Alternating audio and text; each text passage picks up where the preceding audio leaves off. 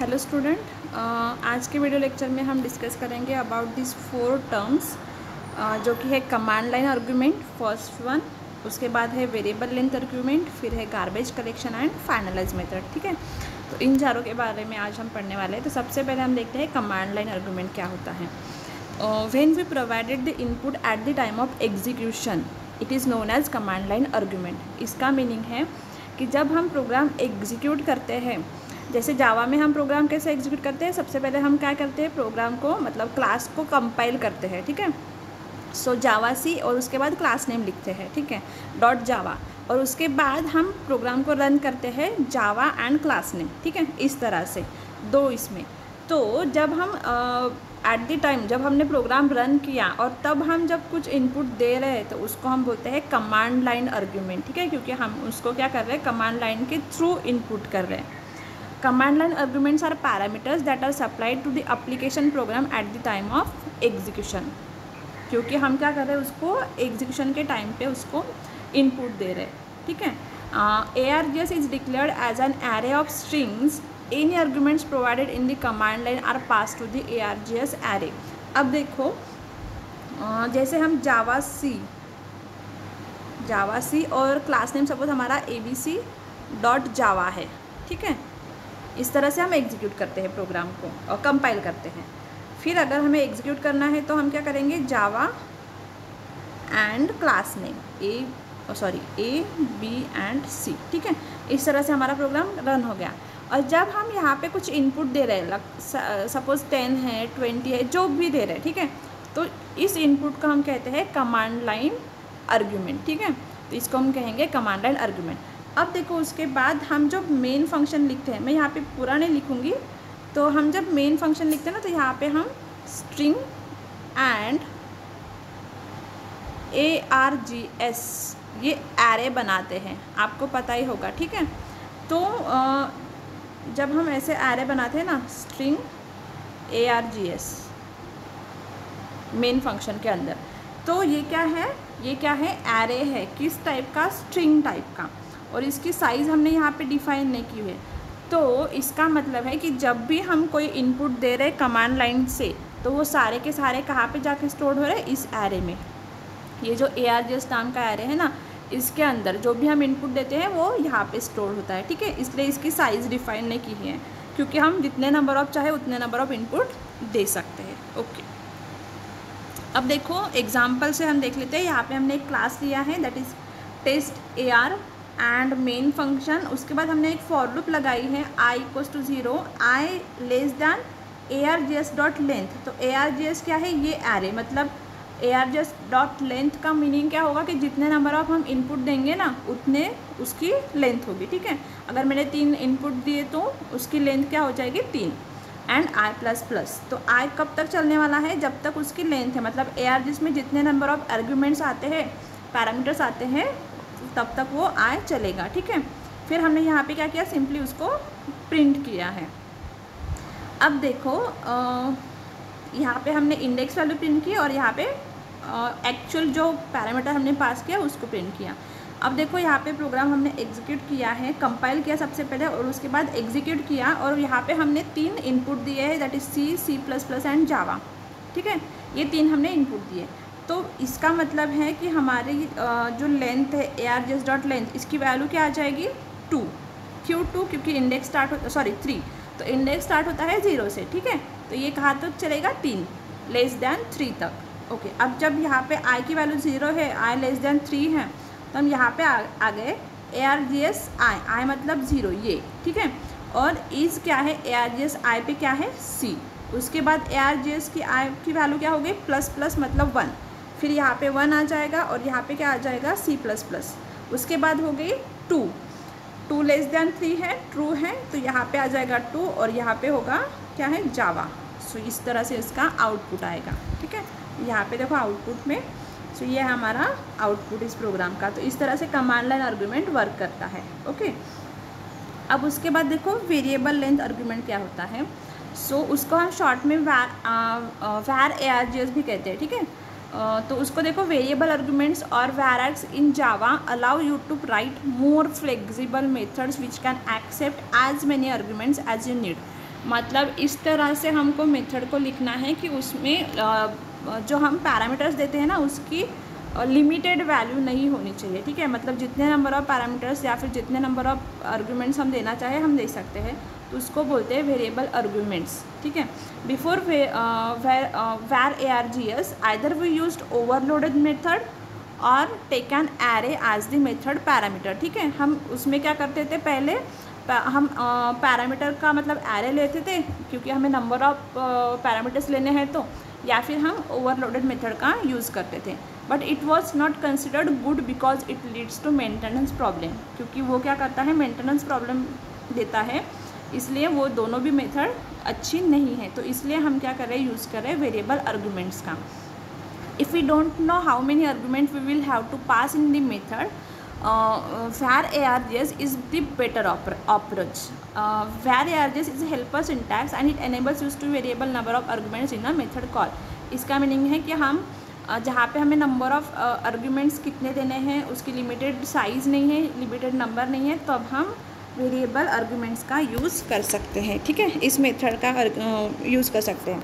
तो इसका सिंटैक्स देखो क्या है, यहाँ पे है टाइप एंड यहाँ पे वेरिएबल नेम, मतलब जो भी आपको देने हैं, ठीक है, तो वो आप दे सकते हो। अब देखो एग्जांपल से देखते हैं। तो यहाँ पे देखो हमने एक क्लास बनाया where ARGS एग्जाम्पल, फिर हमने यहाँ पे डिस्प्ले मेथड ली, उसके अंदर हमें देखो नंबर ऑफ़ पैरामीटर्स चाहिए, तो हमें पता नहीं है कि हमें कितने पैरामीटर्स चाहिए, तो हमने यहाँ पे वेरिएबल ARGS मतलब वेरिएबल आर्ग्यूमेंट्स का यूज़ किया है। तो सी हियर हमने यहाँ पे टाइप लिखा है, टाइप मतलब डेटा टाइप, एंड यहाँ पे वेरिएबल नेम क्या है, वैल्यूज़। सिंटैक्स में हमने देखा था ना कि टाइप एंड, यहाँ पे देखो टाइप एंड वेरिएबल नेम, ठीक है। तो यहाँ पे हमने लिखा है, यहाँ पे टाइप है स्ट्रिंग एंड वेरिएबल नेम है वैल्यूज़। फिर हमने क्या किया, प्रिंट किया है एंड हमने फॉर लगाई है स्ट्रिंग एस कब तक, वैल्यूज़ तक, ठीक है। तो उसके बाद हमने क्या किया, सिंपली एस वैल्यूज़ मतलब जो है इसकी जो वैल्यूज़ रहेंगी या फिर एलिमेंट्स रहेंगे उसको हमें क्या करना है, प्रिंट करने हैं। फिर देखो मेन के अंदर हमने डिस्प्ले फंक्शन को कॉल किया इसको, एंड उसके बाद हमने उसमें एक पैरामीटर पास किया हेलो, ये डिफ़ॉल्ट है। इसके बाद हमने एक पैरामीटर मतलब वैल्यूज़ की वैल्यू क्या है, हेलो। उसके बाद हमने 1 2 3 4 इसको पास किया, तो अब वैल्यूज़ की वैल्यू क्या हो गई, 1 2 3 एंड 4, ठीक है। तो इस तरह से हम अलग अलग वेरिएबल उसको पास कर रहे हैं, किसको, इस मेथड को। मेथड सेम ही है बट नंबर ऑफ़ वेरिएबल्स हम वैरी कर रहे हैं जब हम उसको कॉल कर रहे हैं, ठीक है। तो ये क्या है, वेरिएबल लेंथ आर्ग्यूमेंट, मतलब हमने वेरिएबल का नाम एक ही है बट हम number of variables, number of arguments vary करेंगे जितने हमें चाहिए उतने, ठीक है। तो ये है वेरिएबल नंबर ऑफ़ आर्ग्यूमेंट्स। अब देखो इसका आउटपुट क्या आ रहा है। सबसे पहले हमने डिस्प्ले मेथड, सिंपल डिस्प्ले को कॉल किया है, तो यहाँ पे क्या आ जाएगा, डिस्प्ले मेथड इन्वोक, ओके। उसके बाद हमने हेलो लगाया है, तो यहाँ पे आ गया हेलो, तो डिस्प्ले मेथड इन्वोक आ जाएगा, ओके। और फिर हमने फॉर लगाया है string S equals two values, तो वैल्यू में क्या है, हेलो, तो यहाँ पे क्या आ जाएगा, हेलो। उसके बाद फिर से हमने डिस्प्ले को कॉल किया, तो हम यहाँ पे आ गए और अब हमने 4 वेरिएबल पास किए हैं, तो हमने फॉर लूप लगाई है string S equals two values, तो कितने वैल्यूज़ है हमारे पास, 1 2 3 एंड 4, तो ये यहाँ पे आउटपुट में आ गई, ठीक है। तो इस तरह से variable number of arguments work करता है, ठीक है, वेरिएबल लेंथ आर्गुमेंट, ओके। अब देखो नेक्स्ट टॉपिक है, that is garbage collection. When the object is not needed any more, the space occupied by such object can be collected and use for later reallocation. इसका meaning क्या है कि हम जब memory में बहुत सारे ऑब्जेक्ट्स क्रिएट करते हैं और अगर कुछ ऑब्जेक्ट्स हमें यूज़ नहीं करने हैं for the longest period of time, ठीक है, बहुत सारे टाइम के लिए हम उसको यूज़ ही नहीं कर रहे, तो उस तरह के ऑब्जेक्ट को क्या करना है, उसकी जो मेमोरी ऑक्यूपाई की है उसने उसको फ्री करना है, तो उसको हम बोलते हैं garbage collection. Java performs release of memory occupied by unused object automatically. वहाँ पे C++ में हम क्या करते थे, गार्बेज कलेक्शन मतलब वो मेथड होते थे, उसको हम गार्बेज मेथड को कॉल करते थे। बट जावा में क्या होता है, गार्बेज कलेक्शन ऑटोमेटिकली वर्क होता है, ठीक है। तो JVM runs the garbage collector GC when it finds time. तो गार्बेज कलेक्टर GC है ना, उसको क्या करता है, JVM रन करता है जब भी उसको टाइम मिलता है, और जो भी ऑक्यूपाइड स्पेस है, ऑब्जेक्ट की ऑक्यूपाइड स्पेस है, उसको वो फ्री करता है, ठीक है, जब भी उसको टाइम मिलेगा।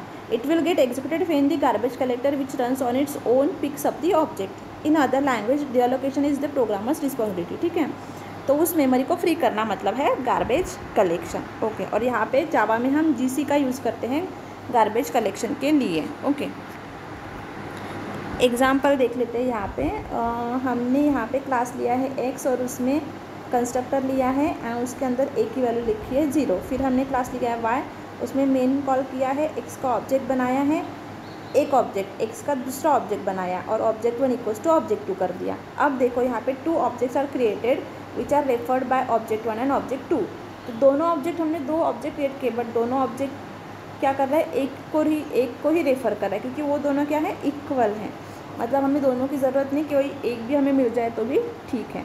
अब देखो हम मेमोरी में क्या हो गया, ऑब्जेक्ट 1 क्रिएट किया तो एक की वैल्यू हो गई, यहाँ पे ऑक्यूपाई उतनी स्पेस हो गई. फिर हमने ऑब्जेक्ट 2 क्रिएट किया, फिर से वहाँ पे इतनी स्पेस बन गई. अब देखो after execution of OBJ equals to OB2, OB1 equals to OB2, तो ये क्या कर रहा है, दोनों को एक ही जगह पे शो कर रहा है. यहाँ पे है ना, यहाँ पे दोनों भी शो कर रहा है. तो इसकी कोई ज़रूरत है क्या, ये क्या है, फ्री हो गया. ये क्या है, बहुत टाइम से यहाँ पे फ्री चल रहा है क्योंकि हम इसी को यूज़ करें, क्योंकि दोनों भी क्या कर रहे हैं, इसको ही अलोकेट कर रहे हैं. तो इस तरह से स्पेस को फ्री करना, ठीक है, अनयूज्ड स्पेस जो है ना उसको फ्री करना, उसको बोलते हैं गार्बेज कलेक्शन. ठीक है, a garbage collector can be invoke explicitly by writing statement system.gc. ठीक है, ये स्टेटमेंट लिख के हम गार्बेज कलेक्शन कर सकते हैं इन जावा, अगर एक्सटर्नली करना है तो. नहीं तो जावा JVM जो है वो खुद ही गार्बेज कलेक्शन करता है इन जावा जब उसको टाइम मिलता है. ओके, उसके बाद देखो advantages. Garbage collection eliminate the need for the programmer to deallocate memory blocks explicitly.